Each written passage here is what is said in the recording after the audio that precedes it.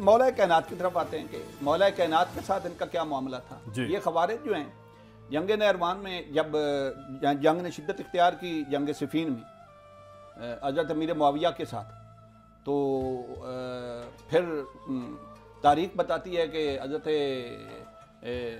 मुआविया ने भी और मौला कायनात ने भी एक एक शख्स चुना। अब उन्होंने फैसला करना था, अमर बिन आस और मौला कायनात ने भी चुना एक शख्स। सही।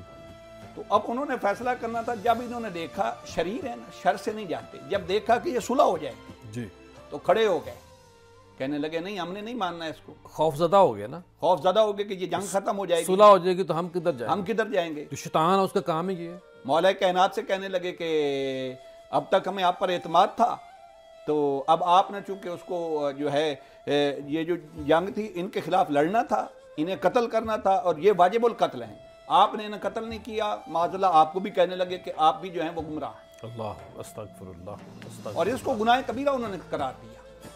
खवारिज के नज़दीक गुनाह कबीरा जो है इससे बंदा काफिर हो जाता है जी, उनके नज़दीक। मौला कायनात पर भी ये फतवा लगाया और फिर बाद में उन्होंने ये फतवा भी सादर कर दिया खवारिज ने कि जो मोमिनीन आम मोमिनीन में से इन्हें खलीफा मानेंगे या इनकी इताअत करेंगे वो भी काफिर। जी।